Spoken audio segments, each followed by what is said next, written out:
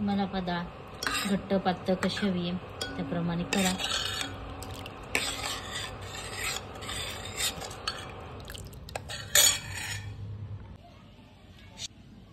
हा मित्रांनो, मी वैशाली, तुमचं माझ्या नवीन ब्लॉगमध्ये स्वागत आहे। कसे सगळे मजेत ना? आज आपण बनवणार आहे तुरीच्या डाळीचं साध्या आणि सोप्या पद्धतीने वरण। तर चला त्याला 2-3 पाण्याने स्वच्छ धुवून घेऊया आपण। तर डाळीमध्ये आपण एक टोमॅटो चिरून टाकूया। तर याच्यामध्ये आता आपण कापलेला टोमॅटो टाकून घेऊया, थोडीशी हळद टाकून घेऊया आणि थोडंसं शिजण्यापुरतं आपण मीठ टाकून घेऊया। आता पाणी टाकलेले आपण याला एक 2-3 शिट्ट्या देऊन शिजून घेऊया।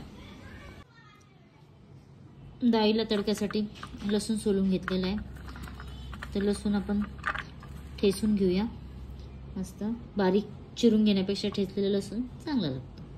ठेचून घेऊ शकता, एकदम मस्त शिजलेली आहे। त्याच्यातला टोमॅटो पण पूर्णपणे शिजलेला आहे, त्याला रवीने हटवायची पण काहीच गरज नाही, एवढं मस्त शिजलेली आहे आपली डाळ।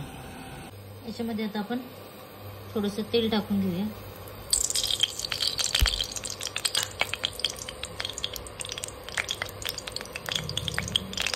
तेल तापलं की त्याच्यामध्ये आपण जिरे टाकून घेऊया।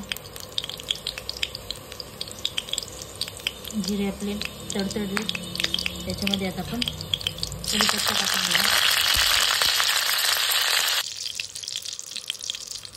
त्याच्यामध्ये आता आपण ठेचलेलं लसूण टाकून घेऊया।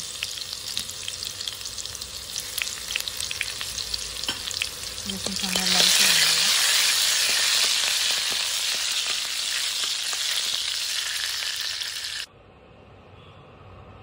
तुम्हाला आता डाळ घट्ट पातळ कशी हवी आहे त्याप्रमाणे करा।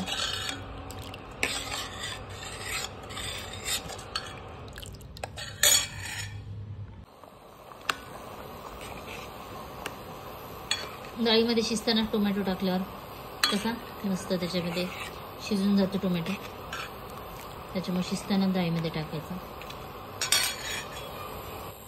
वरण पहा मस्त आपलं बनलेलं आहे। तुम्हाला हवं असेल तर तुम्ही घट्ट करू शकता, पातळ करू शकता, भातासोबत खायला। लहान मुलं असेल तर त्यांना असं रोज करून चमच्याने पाजलं तरी पौष्टिक आहे, छान मस्त बनवलेलं आहे। आता याच्यावरती थोडीशी कोथिंबीर टाकून देते मस्तपैकी।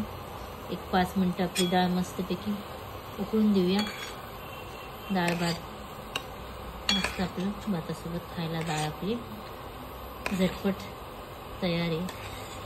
कोणाला पित्त होत असेल तर तुरीच्या डाळीमध्ये थोडी मुगाची डाळ पण मिक्स केली तर पित्तासाठी छान आहे। कोणाकोणाला तुरीच्या डाळीने पित्त होतं, तुरीच्या डाळीची वरण छान लागतं। तर चला तुम्ही नक्की असा ट्राय करा, एकदा बनवा, मस्त। भेटूया पुन्हा नवीन ब्लॉगमध्ये। Tata, bye bye.